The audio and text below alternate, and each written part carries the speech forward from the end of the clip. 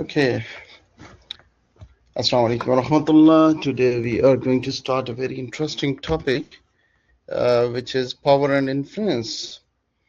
And we are continuing with the leadership course.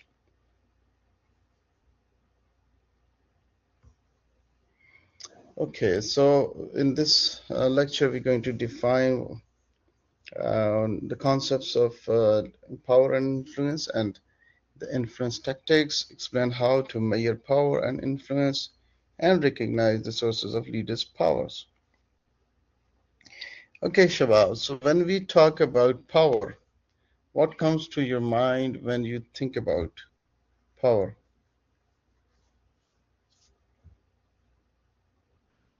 The first thing comes to my mind is politics. People who are engaged more with people, knows top management well. Okay, so you're talking about the office politics or the general politics?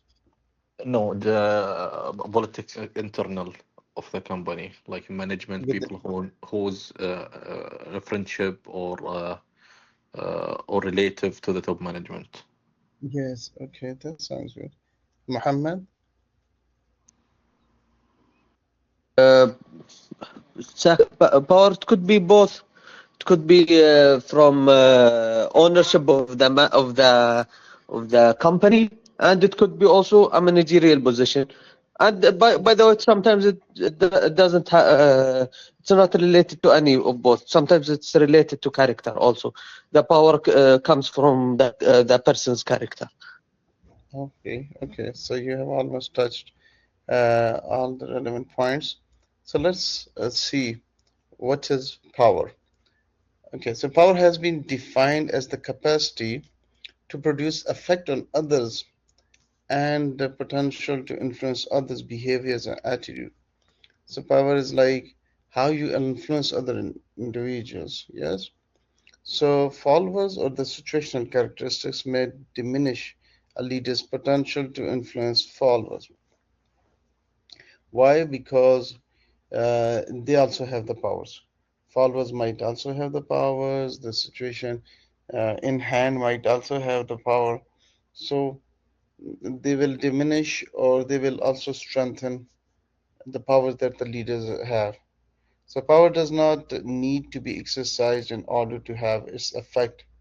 So most of the time, it is not required that you use the power, but the power itself um, present over there is allows you to exercise your influence. Like many in many extreme cases, employees are terminated from their jobs, but most of the times and the people they just fear of that power if that might have been used. So very rarely you see somebody is terminated from the job, but many people they just get scared all the time. So the powers is not always being used, but still the existence of the power uh, makes the leader or the situation powerful. Power is attributed to others on the basis and frequency of influence tactics they use and on their outcomes. So basically, power is all around, and how people utilize them it depends on the leader's leadership effectiveness. Okay, so when we talk about power, we talk about influence. Like, how do you influence others? Influence can be defined as the change in a target agent's attitudes, values, beliefs, or behavior as the result of the influence tactics. So whenever I think about the power and the influence, I always think about the Prophet Muhammad sallallahu alaihi wasallam, the way he exercises powers and the way he has had the influence on his followers. So, as a teacher, if I see, I learned somewhere that the Sahabas, when they were sitting in his class, they were thinking like, we have birds sitting on our head. So if we shake our head, we will lose, the birds will fly away. So the concept is like this is the enormous kind of power that he had on his followers. So If you see the influence tactics refers to one person's actual behavior designed to change another's personal attitudes, beliefs, values, and behavior. So if you see again the Prophet Muhammad's life, how he has changed the attitudes, beliefs, and the value system that Arabs had, or the behavior, and the kind of you know change he has brought into the whole world. So that's why we see the name of the Prophet Muhammad on when they're listing down the great leaders in the world, they are listing him on the first because the kind of influence he has created on his followers. So having said this, this we can link it to our corporate world as well. So the leaders, how they say something, they give you the vision, and how the followers follow that. It's very important, and the leaders have to lead by examples. The leader have to use his powers in different manners so that they can influence their followers to get the desired outcome. Okay, so the role of the followers as well is very important. Followers, because the formal leader is not always the person who possesses the most power in a leadership situation. Followers often can use a wider variety of influence tactics that the leader to modify the attitude and the behavior of others. So it's always a tug of war. If the leader is powerful, he will make them to get the things done. But there are powers lying with the followers as well.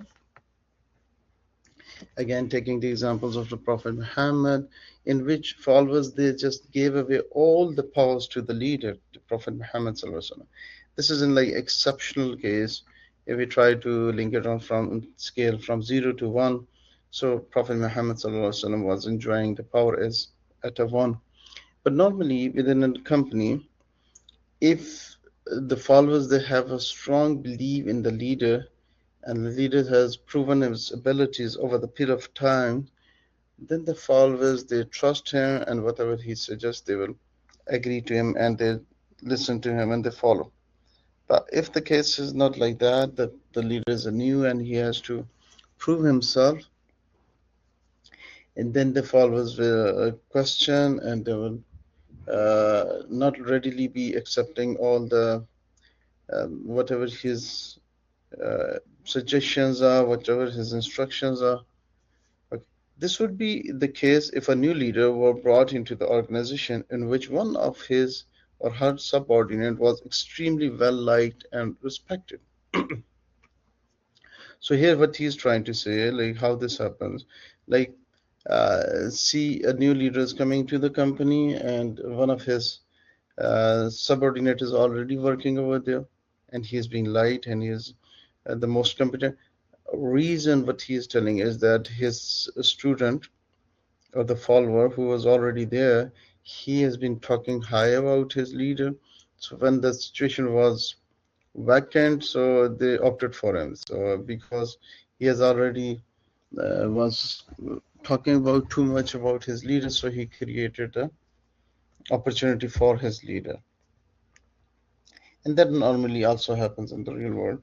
That most of the time, you say we always talk about a person who has the most influential personalities. Okay, how measuring the power and influence? So influence can be measured by the attitudes and behaviors manifested by followers as the result of the leader's influence tactics. So how much the followers are willing to go and do the task, and the most effective leaders will be taking them to the extra mile. So the followers will go extra mile for just for the sake of leaders. And later we will discuss like sometimes the leaders use the monetary reward. Sometimes it's not about the reward. It's just going beyond the limits to follow the instructions of the leaders. So that is something exceptional that is required by the leader. The degree to which leaders can change the level of satisfaction, motivation, or cohesiveness among the followers is a function of the amount of power available to both leaders and the followers. So, this is very important for the leaders, that how much he can change the level of satisfaction, motivation, cohesiveness. Uh, I remember when I was working in one company, and I was working with the leader for like say 5, 7 years, and then after all of I was so satisfied working over there.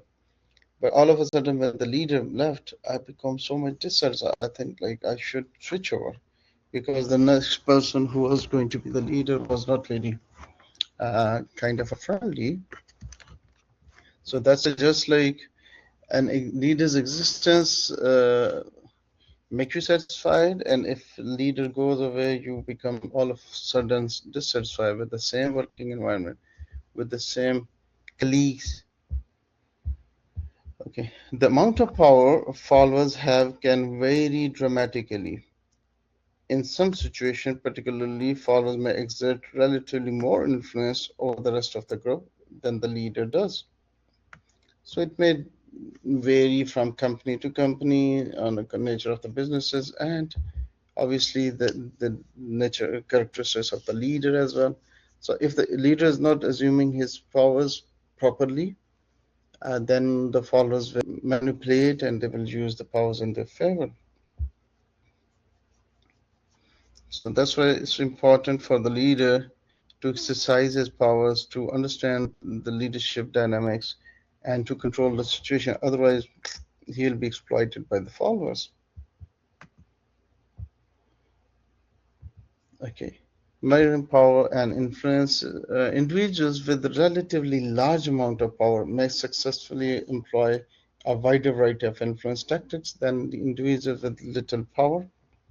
And this is like straightforward. We understand this concept. Because the former leader is not always the person who possesses the most power in a leadership situation, followers often can use a wider variety of influence tactics than the leader. Okay, so we already understood like there are three basically sources from where we can get the power is distributed. One is the leader, follower, and the situation. If you're trying to see it from the perspective, if you're trying to see it from the classroom perspective, the power, the leader in the classroom is the teacher or the doctor, and the followers are the students, and the situation is the lecture room. Or if the situation is the lecture hall and or outside the lecture hall. So you'll see different kind of powers that the teacher has when he is in the lecture hall. He has powers, he talks, the followers has to listen to them. If we change the situation, if he's standing in the say cafeteria and the same students over there, so he would not be able to have those powers. When he's in the lecture hall, he can ask them to stop, not talk to each other, give him the attention, listen to him. But if the situation changes and if you are standing in a cafeteria and people are chatting with each other, so he might not be having those the situation power. But again, if he is a very powerful leader, people might be giving him attention and they will be listening to him even in the cafeteria. So it depends on the leader. Okay, so how these there are these three sources of powers, how they are used by the leaders. We'll have to look into these. Leaders, they have a power of an expertise, they have a power of a referent, they have a power of reward, and they have a power of cohesive. Okay, and then the situation has to be legitimate as well. Uh, we will dig into these in the next slides. First one is the expert power. So obviously, a leader must have to have more knowledge than the followers. If he does not have more knowledge than the followers, then the followers might not listen to him, particularly in the case of, let's say, classroom environment. The doctor must have to have a better enhanced knowledge. Otherwise, imagine if in a particular lecture the students they exhibit more knowledge than the doctor, then you will see that student is talking too much and the doctor is listening to them and everybody is listening to them if the arguments from the students are much higher. So because we are talking about a classroom environment in which the main source of a leader is his knowledge. Same is true for the corporate sector. If there's a factory in charge or a leader, and he has been like he has just done a master's of business administration, and he has been planted there as a CEO. But this is an engineering factory, and all the stuffs. The problems that they're facing are engineering, and he has a bleak idea what is happening. So people will not trust, people will not follow his instructions because his knowledge base is not very strong. Okay, some people are able to influence others through their relative expertise in particular areas. So expertise is a key for the success. And I have given you the example in the real world when one of a cricketer in the Pakistani cricket team, his name was Muhammad Hafiz, how he manipulated, how he used his knowledge and understanding, and ultimately he was promoted to become the captain. So I was not expecting him to become a captain, but he capitalized upon his knowledge. So that is a very typical example for us. What he did was during the match when it was being played, he had a great sense of understanding the situation. So he would move close to the captain and he would advise him uh, how to uh, change the fielding and the bowling and other circumstances according to the situation. So whenever the captain was listening to him, they were getting the results. So ultimately, he was like everybody was calling him Professor Hafiz. So he was Hafiz, and they were calling him Professor Hafiz, and they were talking like he knows the the real conditions of the world in the ground. And ultimately, he was so popular among the players. Ultimately, everybody and the commentators during the match they were talking about Professor Hafiz. So anytime he goes moves close to the captain, he brings in a change in the fielding and the bowling, and they can see the miracles happening. And since he was very popular by the commentators and all around, ultimately the management decided him to make him a captain for the team, and he has been captain for a couple of years. So that suggests us like how you can capitalize upon your knowledge, understanding, and how the other people that start following you. Even though he was a captain, he would follow the advice or the suggestion by the Hafiz. So, if different followers have considerably greater amount of the expert power, it will be difficult for the leader to influence the work on the basis of the expert power alone. Take the example of say, software houses in which one is a team lead and there are some certain people. So I have a Java expert, I have a Python expert, and I have a basic understanding about the things, but my team, they are working on this project for the last 5 years. They have a good understanding of the languages skills. They have a good understanding of the project. So I would not be able to exercise my powers if I'll tell them, can you please do this? And they will tell me, no, doctor, we are working on this for the last 5 years. We know we cannot do this. Okay, can you please the coding like this? No, it's not possible in the Java. We cannot do this. So they will exercise more power than the leader. Okay, referent groups. Referent power refers to the potential influence one has due to the strength of the relationship between the leader and the follower. Okay, so this referent power often takes times to develop. when the followers, they have spent a lot of time with the leaders, they know him, they can trust him, uh, they give him the powers, that they understand that he is someone who is knowledgeable, who can make decisions.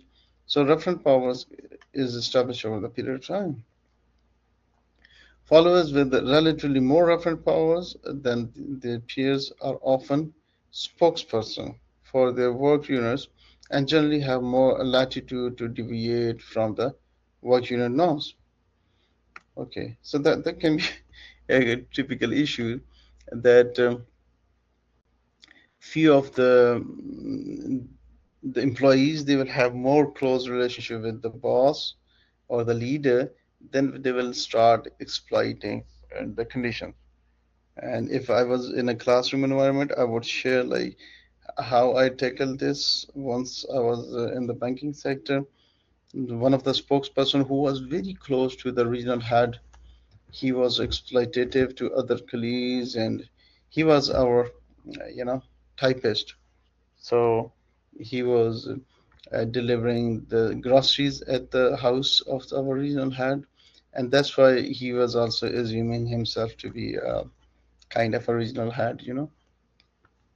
And then we had to fix him, and but this is a natural thing. So they just try to go and become a spokesperson for the leader. This leader is saying this, and the other people understand that how much close he or she is with the boss. Okay, so leaders, especially in the corporate sector, they have legitimate powers as well. This is being provided by their organizational role, and individuals with legitimate power, they can exert influence through requests or demands deemed appropriate by the virtue of their role and positions. And holding a position and being a leader are not synonymous. We already understand that being a leader is different than holding a position. So many people, they can be managers, but they may not be the leaders. So again, how much you are referring back to this legitimate powers, you cannot always use the powers. So effective leaders often intuitively realize they need more than legitimate powers to be successful. Like uh, imagine you are just using a threatening behavior, like if you will not do this, we will do this. That shows a weak character, that you do not have influencing personality, in which you can ask and request someone and they should follow that. You are referring back to the legitimate power. That is like, I personally believe is the weakness of a leader. They should never talk about these legitimate powers. I remember ever since I started like teaching since 2008, I saw many of my colleagues, they start with the first lecture that if students will not come on time, I do this. If they will not submit the assignment on time, I'll do this, I do this, I do this. So I think that is in itself a weakness that you want to share with your followers or the students. And especially you cannot always use the threatening or the extreme use of the powers. So similarly, you cannot always put them rewards. If you'll do this, we will reward this, because a leader has a limited capacity to reward other people. Okay, so reward power involves the potential to influence others due to one's control over the desired resources. And as I told you, being a leader, you do not have unlimited resources, you have limited resources, and you cannot always rely on the rewards to get the job done. So many corporations use reward extensively to motivate employees. The potential to influence others through the ability to administer reward is a joint function of the leader and the follower and the situation. And also the reward, like how much fair we give the reward. If the leader uses, excuse me, rewards in a manner that he is giving the rewards to his favorite ones. So everybody will try to become in his favorite list so that they can get the rewards. And that also demotivates many of the followers because who are competent but who are not close in the close books with the leader.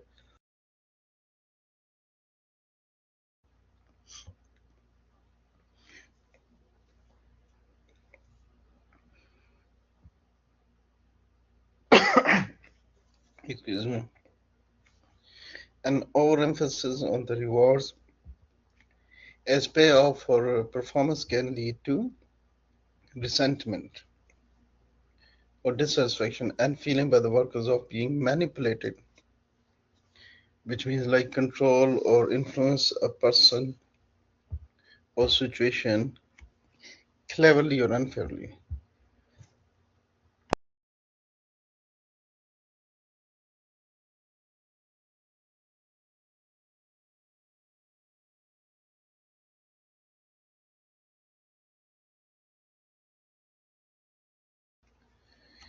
Okay, sorry.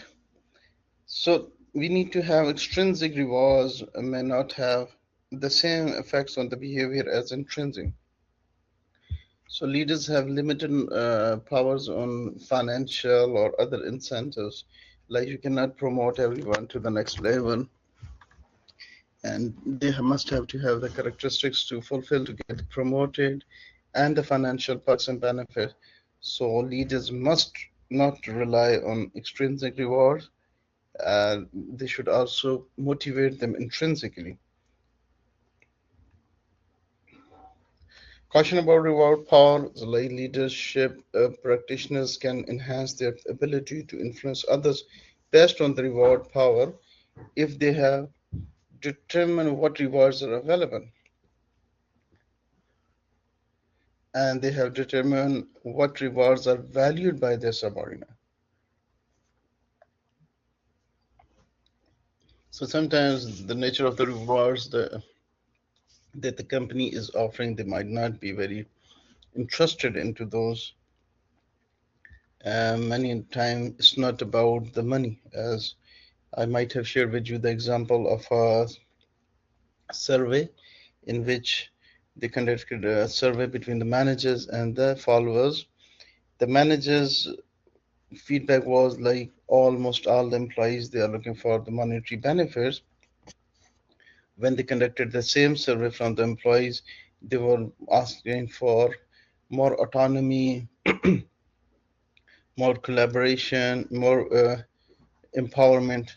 So this can be a difference between how the leaders think and how the followers they value the things. Thank you. Okay, establish clear policies for equitable and consistent administration of rewards for the good performance. So yes, sometimes the leaders get distracted when they have some weak personality characteristics. They use rewards more tactfully, and this may not be for that reason. They what they're gonna do is they just try to give rewards to their loved ones or the close one, and that might create a disparity, and that can work negatively over the period of time because they will lose the best employees. But in order to show that employees they have the power, they mostly use these rewards unjustly so that followers will have a belief that their leader has got enormous power, so he can reward with whom he is happy and he can punish with whom he is not happy. So sometimes they jeopardize and it does not remain consistent. Okay, if the followers have control over the scarce resources, then they may use the administration of these resources as a way of getting leaders to act in the manner they want. Again, let's take the example of software houses. in which the coder or the people who are the programmers who are working on the project for say last 5 years, they understand the importance and they can exploit the leader because they are working with the client, they understand the client needs, the client is happy with them, they understand the coding. So the leaders cannot like he has to listen to them, he has to follow them because the followers have more powers. If you push them, if they leave the company, then they will have all sort of problems with the clients. The client will not like the next programmer, and the next programmer might not have a good understanding of the project.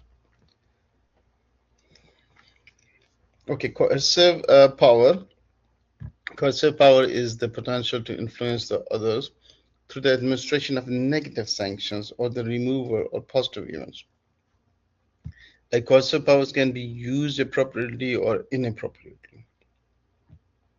When you are like putting pressure, when you are, reliance on coercive power has inherent limitations and drawbacks. One of the most common forms of coercive is simply a superior temperamental outburst. And as we discussed in the previous lectures as well, this can be temperamental outburst can be over the period of times leaders learn how to exercise this. So they intentionally, this is my understanding, that the great leaders intentionally behave in a manner that people or the followers think like he is furious. Today the boss is furious, so he is angry. And in my understanding, a great leader exhibit this as a role playing. Like if you're playing a role in the TV drama, so he uses this emotional tactics to send the message across to the followers that he's not happy with this, but in deep down his heart he is not like very angry because during this even during this time period when the things are going wrong, he will control his emotions. But if he loses his emotions in a real sense and he is very emotional and he is a then the people will get scared of him, they will run away from him. So I believe great leaders use this as a tactics to outburst. Like sometimes you'll see he's shouting like, "What the hell? You did not fix this on time." What? So that's just to send a message. So as we discussed about, when the leaders are using these kind of tactics, coercive methods, it has its own limitation and drawbacks. So it is possible for the followers to use coercive powers to influence their leaders' behavior. And so the followers can also use the same tactics and then can uh, put the leader's powers and his role to a limit.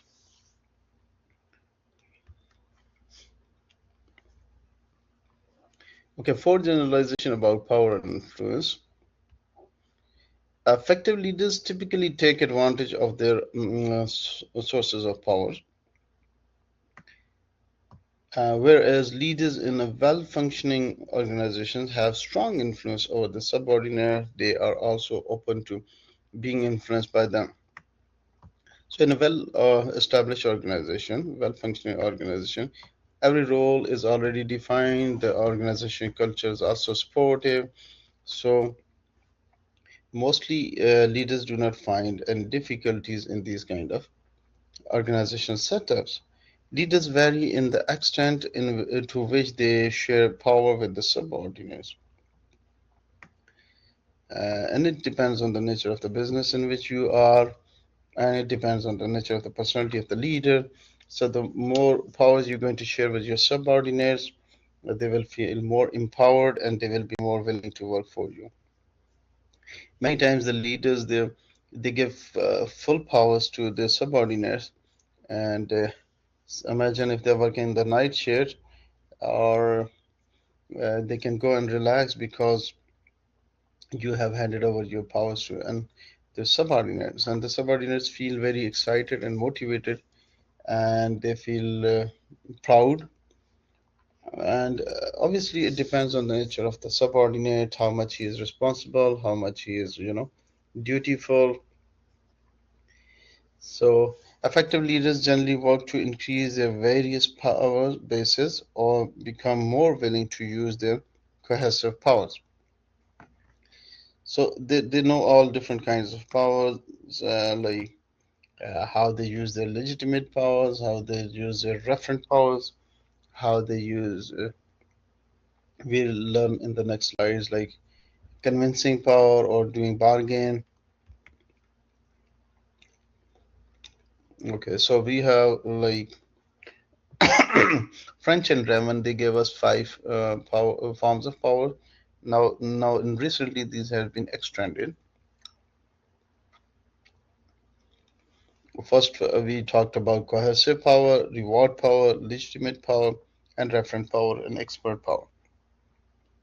Recently, two more powers have been acknowledged. I would believe that these powers were always there. One is the informational power, one is the connection power. And we know, like, if a leader is well informed, he is informed about the industry, he is informed about his employees and their behaviors, that will put him into more power. I remember when I started teaching in 2008. So in bachelor's, you have many naughty students as well. So luckily, one of my other friend, he was teaching the students on a basic level. Like he has taught them on semester one, two, three, four, and I started with like specialization courses. So I was teaching in like say third year or fourth year students. So in a casual chit chat, my friend told me this student is like this. This is very naughty. This is they have a group. They do cheating and things like this together. And I had this information. And when I was conducting the exams, I just all the group that were like a gang, they would do cheating together or something like that. I just let them sit on different positions and things like, and I controlled them properly. And then I realized that this has worked for me in the first semester. So I always talked to my friend, and whenever I was getting the new classes, I would learn about the students, and students get surprised, like how the doctor he knows everything about us. I know which two, three, four are friends. So information power is very important. Uh, this can be these people they use it in the organization as well. They use it for spying, and that has a negative effect on the company and the morale of other employees. And we can see like in many companies the people they have spies, or even though if the leader does not say, many people will many of our colleagues who might be enjoying a leadership position, they will know that many of their sorry employees will come to them and they say, you know what he is doing, you know what he is doing. So good information puts you into the right position, not just about within the company, but outside the company. If the leaders they know what is happening in the external environment, they will devise good strategies for the future. Connection power is again how you connect with people within the organization.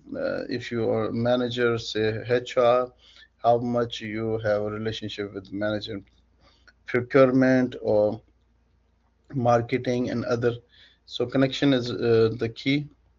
Nowadays we say your network is your net worth.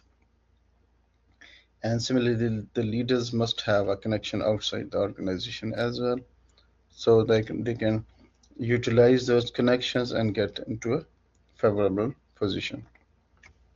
I know a person who is like who had a very small IT center in our city, a very small and a humble kind of a setup. He called it Tech Valley.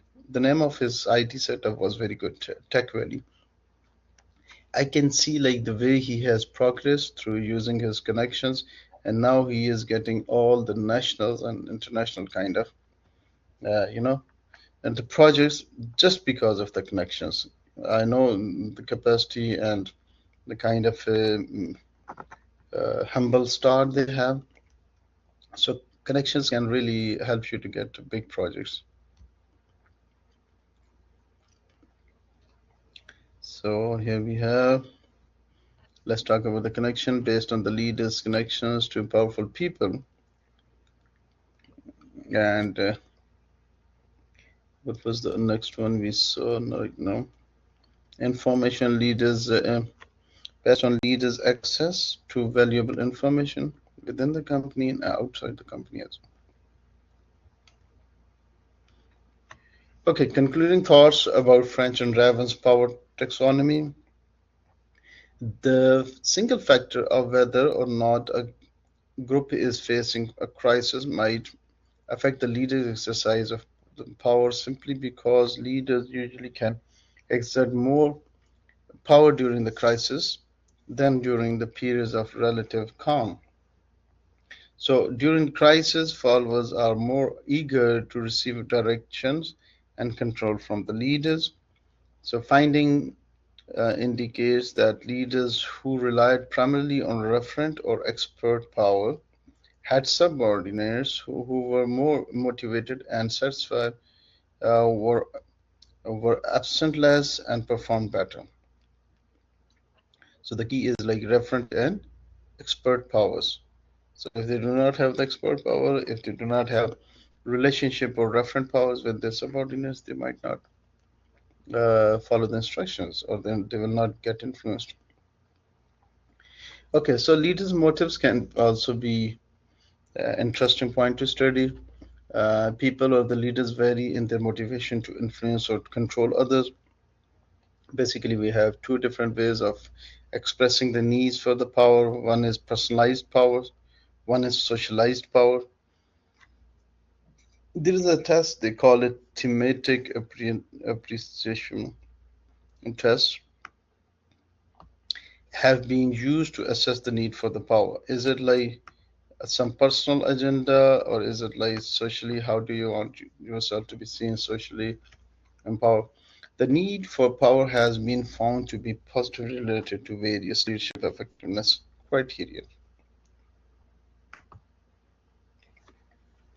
So leaders' motives can be look like leaders who are relatively uninhibited in their personal need for power will use power blindly to manipulate or control others or to achieve at another's expense. So if they are not very concerned like about the individuals, so they'll not be thinking like how the people think about them, what do they think about them. So they will use their power blindly and ruthlessly.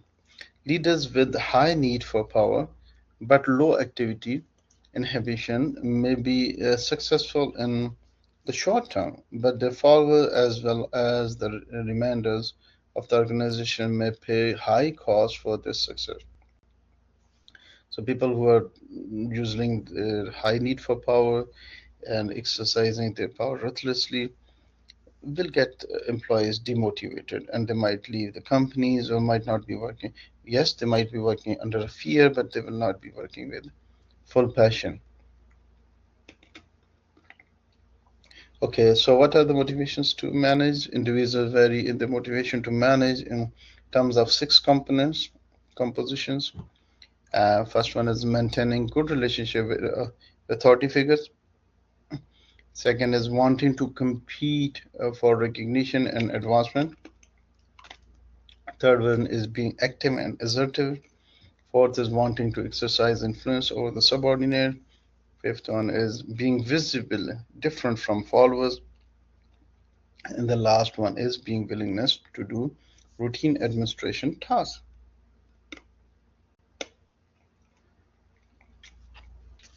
Okay, so types of influence tactics. They can use rational persuasion, like they occurs when an agent uses logical arguments or factual to influence the followers and giving them like the data, like that's why we are doing this, why we are going for an extra shift, why we are going for the overtime for 2 hours per day, because we are short of target. And if we will not work 2 extra hours, then we will not be able to achieve the targets at the end of the year. If you'll not be able to achieve the targets, you'll not get the bonuses, something like that. Inspirational aspects like occurs when agents makes a request or proposal designed to arouse emotions in the target. So like telling them why this is important for you to achieve these targets on time, that because it's going to be linked with your future, and this will increase your future leadership, and probably you will be promoted if you will be getting these targets done. So just using the emotional or inspirational appeals. Consultations, it occurs when agent asks target, agent mean leaders, to participate in the planning and activity. Like this is gonna get them involved into the whole process, and whatever we're going to decide, they will be owning it.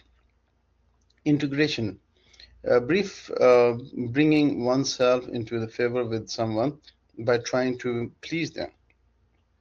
It occurs when the agent attempts to get you in a good mood before making a request. And now we understand this, like it will depend on the situation. When the followers are in more power and the leader is less in power, then he will go into this ingredient aspect. As I gave you the example of software house, where the programmers or the coders, they're working on the project for, let's say, 5 years. And now if we want to get them done something, we'll have to request them, we'll have to make them please. So these can be in extreme cases, but leaders, they also have this tactics as well. They can use personal appeals, like occurs when agents ask another to do a favor out of friendship. So sometimes leaders, they ask them, okay, can you please do this for me? They know that the follower is not going to do this, so but they can use them like, can you do this for me one time? And they can persuade them. They can also use an exchange, like in exchange influence a target through the exchange of favors. So if you do this, I will give you this. Like if you take this extra course in this semester, in the next semester, I will give you a favor of one such course, something like that. Or if you work on this project, I will get you relief from that other extra duties or the other meetings or other teams in which you are working. Coalition tactics are used when agent seeks the aid or support of others to influence the target. So sometimes we know there is a person who is more close friend of a target, so they can request him to help you to persuade him. Pressure tactics, threatens or persistent reminders are used to influence the target. So this is also very useful tactics, but it should be used with a care. Legitimizing tactics occurs when agents make requests based on their position or authority. So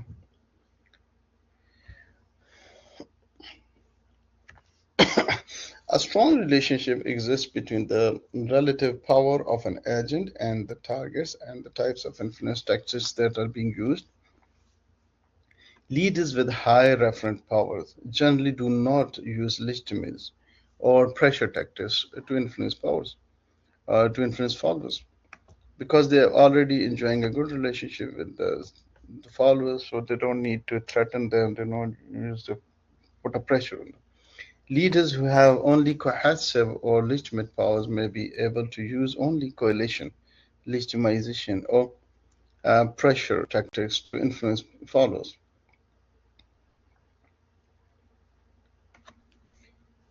Okay, people typically use hard tactics when an influencer has the upper hand, Someone anticipates resistance and you try to kill the resistance, so you use the hard tactics, or the other person's behavior violates important norms. People or the leaders typically use soft tactics when they are at a disadvantage and they expect resistance, and they will personally benefit if the attempt is successful. So they'll be more polite and they will be requesting. People or the leaders use rational tactics when parties are relatively equal in power, the resistance is not anticipated, and the benefits are organizational as well as personal. Okay, so concluding thoughts about influence tactics, researchers indicates that some reasons for selecting among various possible influence tactics lead to successful outcomes more frequently than others. Results suggest that leaders should pay attention not only to the actual influence tactics they use, but also to why they believe such methods are called for. Influence efforts intended to build others up more frequently leads to positive outcomes than influence efforts to intend to put others down. So yes, if you the other people they are thinking like the leader is well-wisher and he wants a positive.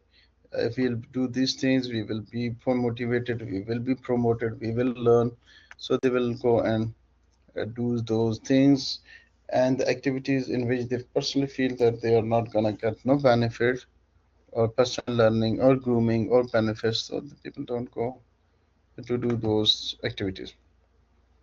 Okay, so by reflecting on their different bases of powers, leaders may better understand how they can affect followers and even expand their powers. Leaders can improve their effectiveness by finding way to enhance their idiocentric and centric credit and not permitting in-group and out-group rivalries to develop in the work units. The exercise of power occurs preliminarily through the influence tactics leaders and the followers use to modify the attitude and behaviors of each other. Leaders, leadership practitioners should always consider why they are using a particular influence attempt before they actually use it. And I would say, if the leader is not well aware about themselves, they might be using these tactics and they are not aware of it. That is the most characteristic situation. And somebody is using, say, threatening behavior all the time, and he is not aware of it, or his subordinates. So self-awareness is very important when we're trying to understand this last point. Then the leader will understand their behavior and they can control and they can use the appropriate tactics on the appropriate time. Okay, Shabab, this is it for today's power and influence. Thank you, Professor. Thank you. Thank you very much, Doctor. Thank you very much. Thank you, Muhammad. Do you have any questions or suggestions or comments? I wish we had discussed it in the classroom environment. We would have gone for the very interesting kind of discussions for that.